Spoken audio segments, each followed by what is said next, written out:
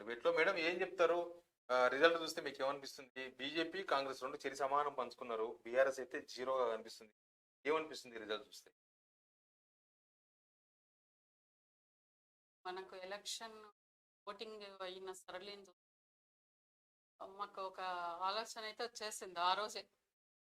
యాక్చువల్గా ఎవరికి ఓట్ చేసిండ్రు, ఎట్లా క్రాస్ ఓటింగ్ అనేది ఎట్లా జరిగింది, ఏ విధంగా జరిగింది ఆ రోజే అర్థమైపోయింది. కాంగ్రెస్ ఓట్లు ఎవరు మళ్ళిస్తున్నారు, తర్వాత బీఆర్ఎస్లో ఉన్నట్టు వాళ్ళు బీజేపీకి టర్న్ అవుతున్నట్టు అంటే ఇప్పుడు ముస్లిమ్స్ ఉన్నారనుకోండి సపోర్టర్స్, వాళ్ళంతా కూడా కాంగ్రెస్కి వెళ్ళిపోవడం. కొంత ఇప్పుడు బీసీలు వాళ్ళు వీళ్ళు హిందూ సమాజము అట్లా ఇట్లా టీఆర్ఎస్ అటు వెళ్ళినట్టుగా, అంటే ఆ రకంగా అయినటువంటి మార్పు అనేది మాకు ఆ రోజే. నేను కొంతమందితో మాట్లాడినప్పుడు ఏమన్నా మాకు అంబర్పేట ఇప్పుడు ఎకాయక్న మన కేసీఆర్ అయితే ప్రధానమంత్రి కాదు కదా అక్క అన్నారు. ఇప్పుడు ఈ దేశాన్ని రక్షించాలన్నా శక్తివంతంగా ఉండాలన్నా మోడీ గారు అయితేనే మనకు బాగుంటది. అట్లాంటివి కాదు, మనం మోడీ మొహం చూడాలి, కిషన్ రెడ్డి మొహం కూడా కాదు. అక్కడ వాళ్ళు కామెంట్ చేసింది అనమాట. సికింద్రాబాద్ పార్లమెంట్ లో అక్కడ మాట్లాడింది అది. ఆ రోజే మాకు అనిపించింది, అచ్చా వేవ్ ఇట్లా పోతుందా అంటే అభ్యర్థిని చూస్తలేరు, వీళ్ళు మోడీని చూస్తున్నారు. ఇక్కడ కొంతమంది మైనార్టీలేమో కాంగ్రెస్ అని చూస్తున్నారు. సో అది మాకు కొంచెం ముషిరాబాద్ కావచ్చు, ఖైరతాబాద్ కావచ్చు, నాంపల్లి కావచ్చు, అట్లా కొన్ని ఏరియాస్, తర్వాత మిగతా డిస్టిక్ల నుంచి పట్టింది కూడా మనకు. ఇంకోటి ఏంటంటే జనరల్గా మనకు ఎట్లా వ్యూస్ ఇప్పుడు ట్రెండ్ ఎట్లా సెట్ అయిపోయిందంటే లోకల్ లీడర్స్ ఎవరైతే ఉంటారో, అంటే మనకు 39 గెలిచినాం యాక్చువల్గా. ఇది ఈ తెలంగాణలో బలమైన ప్రతిపక్షంగా కేసీఆర్ గారు పార్టీ. సో 39 లోపల ఒక 2-3 వెళ్ళిపోయినట్టున్నారు. సో మిగతా వాళ్ళు ఉన్నారు. వాళ్ళు కూడా ఏంటి కామెంట్స్ ఎట్లా వస్తున్నాయి, ఈ రిజల్ట్ను బట్టి కాంగ్రెస్లోకి వెళ్ళే అవకాశాలు ఉన్నాయి, జంప్ అయ్యే అవకాశాలు ఉన్నాయి, ఎమ్మెల్యేలు మారుతారు, ఎమ్మెల్యేలు పోతారు అనేది ఒకటి బాగా ఎక్కువగా వినపడినటువంటి. దాంట్లో ఇంకొకటి ఏంటి అంటే కాంగ్రెస్కి హెల్ప్ చేయడం వల్ల, కాంగ్రెస్కి ఎంపీ సీట్లు వేయడం వల్ల ఇప్పుడు ఎవరైతే ఎమ్మెల్యేలు ఉన్నారో, సిట్టింగ్ ఎమ్మెల్యేలు ఎవరైతే ఉన్నారో వాళ్లకు రేపటి రోజున 4.5 ఏండ్లు వాళ్ళు రకరకాలైనటువంటి పనులు చేసుకోవాలి, బిల్లులు ఎత్తాలి, ప్రభుత్వంతో మంచిగా ఉంటేనే మాకు అవన్నీ వస్తాయి. అప్పటి వరకు మేము చేతులు కట్టుకొని ఖాళీగా కూర్చోవాలన్నా? ఈ ఆలోచన కూడా సిట్టింగ్ ఎమ్మెల్యేలకు ఉంది. కానీ మీరు మెదక్ ఆడ ఎమ్మెల్యేలంతా మీ వాళ్ళే ఉన్నారు, కేసీఆర్ ఉన్నారు, హరీష్ రావు ఉన్నారు, అక్కడ ఒకటే కాంగ్రెస్ సీటు, అక్కడ కూడా మీరు థర్డ్ ప్లేస్ పోతున్నారు, అక్కడ బీజేపీ గెలుస్తుంది ఆడ కూడా. ఎందుకంటే మోడీ వేవ్ అనేది వచ్చింది అక్కడ మొత్తం. ఇప్పుడు టిఆర్ఎస్ వర్గాల లోపల ఉన్న ఒక ఆలోచన, ఇప్పుడు ఓటు ఎవరికి వేయాలి, మనం దేశ ప్రధాని ఎవరు, ఈ ఎస్ అంతే కదా. పర్సెప్షన్స్ అనేది మనకి ఎలక్షన్ ని బట్టి ట్రెండ్ చేంజ్ అవుతుంటాయి. ఆ చేంజింగ్ లోపల ఓటర్ కూడా ఆలోచన చేస్తారు. మనకి స్థానిక ఎలక్షన్స్లలో ఎవరికి ఓటు వేయాలి, ఒక జెడ్పీ ఎలక్షన్స్, ఎంపీటీ, సర్పంచ్లను ఎవరికి ఓట్లు, ఎమ్మెల్సీ అయితే ఎవరికి, అదే మళ్ళీ మనకి ఎమ్మెల్యే ఓట్లు అయితే ఎవరికి వేయాలి, ఎంపీ అయితే ఎవరికి వేయాలి, మనం ఎవరిని ప్రధానిగా ఎన్నుకోవాలి అనేది ఇప్పుడు ఎంపీ ఎలక్షన్లలో చూపించారు. ఇప్పుడు ఒక్కరిని మనం చేయడం వల్ల ఏమొస్తుంది, ఏం రాదు కదా. కానీ మేడం ఒకటి, జాతీయ స్థాయిలో మోడీ గాలి ఏం పనిచేయలేదు, ఎందుకంటే వాళ్ళు 300 సీట్లు కూడా దాటలేరు. లాస్ట్ టైం 303 సీట్లు వచ్చినాయి ఎన్డీఏకు, ఈసారి 300 లోపలనే ప్యాక్ అవుతుంది. ఎంతసేపటికి 290, 295 అక్కడనే ఆడుతుంది. ఇప్పుడు 296 ఎన్డీఏ ఉంది దేశవ్యాప్తంగా, ఇండియాకు 226 సీట్లు ఉన్నాయి, అదర్స్ 21 ఉన్నారు. ఇది చూస్తే దేశవ్యాప్తంగా మోడీ గాలి ఏం లేదు, మరి తెలంగాణలో మాత్రం ఎందుకు వచ్చింది మోడీ గాలి? దేని దగ్గర తోవ చేసుకుంటుంది, ఉన్న దగ్గర ఏమైపోయిందంటే వాళ్ళు పంచిన అక్షంతలు కావచ్చు, రామ మందిరం కావచ్చు, అట్లాంటివి ఏవి కూడా అక్కడ ఉన్న వాళ్ళకు వాళ్ళ యొక్క నైజాము సరళి తెలుసు కాబట్టి ఆ ఓటింగ్ పర్సెంట్ అనేది ఇప్పుడు యూపీలో కూడా మీరు చూసుకుంటే బీజేపీకి ఎక్కువ ఓట్లు పడలేదని తెలుస్తుంది. అక్కడ కూడా ఎంత విచిత్రం అంటే వాళ్ళు ఎక్కడైతే ఎక్స్పెక్ట్ చేసుకున్నారో యాక్చువల్ గా వాళ్ళకి రిపోర్ట్ ఉంది నాకు తెలిసినంత వరకు. నార్త్ లో మనకు కొంచెం తగ్గింది గాలి, సౌత్ లో మనకేమన్నా ఛాన్స్ ఉంటదేమో అని చెప్పేసి వాళ్ళు ఎక్కువగా ఏపీ తెలంగాణ మీద ఫోకస్ చేయడం జరిగింది. ఎంతవరకు వీలైతే అంతవరకు మనం ఎక్కువ వరకు అవకాశం ఉంది తెలంగాణలో, ఇక్కడ కొంచెం అంటే కొంచెం వ్యాక్యూమ్ ఉంది అనేది ఒక వాళ్ళకి ఒక ఐడియా వచ్చింది. కాబట్టి ఇక్కడ కొంచెం ఎంతవరకు వీలైతే అంతవరకు ఇక్కడ మైండ్ సెట్ కూడా కొంచెం పొల్యూట్ చేయడం జరిగింది. కాంగ్రెస్ బీజేపీ మధ్యలో హోరాహోరీ దాంట్లోపల కొంత ఇట్లా. ఇంకొకటి కాంగ్రెస్ తీసుకున్నటువంటి ఒక పాయింట్ ఇక్కడ మీరు అన్నారు ఎంత తగ్గింది అని అంటే, రాజ్యాంగాన్ని మారుస్తారు, రిజర్వేషన్లను ఎత్తేస్తారు.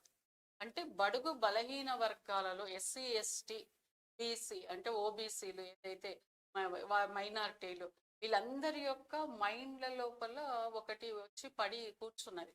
అంటే మళ్ళీ ఒకవేళ మెజారిటీ ఎక్కువగా చేస్తే అంటే ఇంకొకటి కూడా చెప్పారు, 400 సీట్లు కానీ మోడీకి ఇస్తే ఈజీగా ఏదైనా చేంజ్ చేయొచ్చు, ఏదైనా చేంజ్ చేసుకోగలిగారు.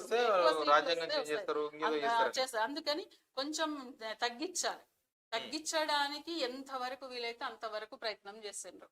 అందుకని మీరు చూడండి, మన దీది నేను బయటనే ఉంటా అన్నది, నేను బయట నుంచే సపోర్ట్ చేస్తా అన్నది. అంటే అక్కడ ఆమెకు ఉన్నటువంటి దాంట్లో ఇన్నైపు ఓట్లు తగ్గే అవకాశం ఉంటుంది. అంటే ఎవరంతా వాళ్ళు స్ట్రాటజీని ఉపయోగించారు. ఇప్పుడు తమిళనాడులో కూడా ఒక రకమైన స్ట్రాటజీని ఉపయోగించారు. ఇక్కడ మన దగ్గర తెలంగాణకు వచ్చేసరికి ఇంకొక రకమైనది. అంటే బలమైనటువంటి ఒక వాదాన్ని ప్రజల్లోకి తీసుకుపోవడం వల్ల ఖచ్చితంగా వాళ్ళు 400 అని చెప్పేసి ఏదైతే మోడీ ప్రచారం మొదలు పెట్టిండో స్టార్టింగ్ లా మీరు చూడండి, దఫాలుగా 7 దఫాలు కదా, దఫాలుగా వాళ్ళ యొక్క ప్రచార శైలి మార్చుకుంటూ వచ్చింది.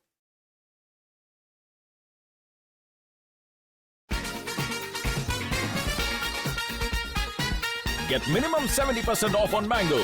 Only at the మోడీ గాని అమిత్ షా గాని తర్వాత వాళ్ళ ఆర్ఎస్ఎస్ చీఫ్ తో కూడా రాజ్యాంగాన్ని మార్చము, మోడీ బతుకున్నంత వరకు కూడా రాజ్యాంగాన్ని మార్చే క్వశ్చన్ లేదు అని చెప్పేసి ఇటు మోడీ చెప్పిండు, ఆర్ఎస్ చీఫ్ ఆయన భగవత్ చెప్పిండు.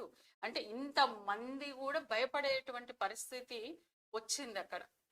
అంటే వాళ్ళ సిద్ధాంతం ఏదైతే ఉందో అది రాద్ధాంతం అవుతుందని తెలిసి దాన్ని కూడా తగ్గించుకునే ప్రయత్నం చేసుకున్నారు వాళ్ళు.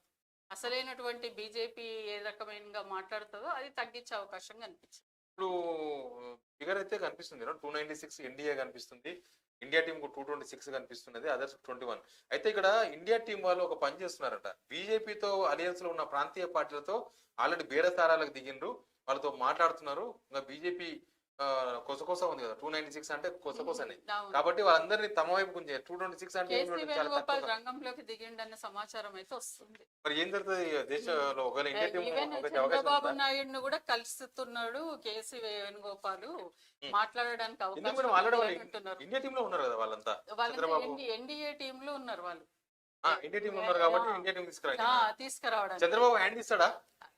ఇచ్చే అవకాశాలు ఉంటాయి కూడా చంద్రబాబు.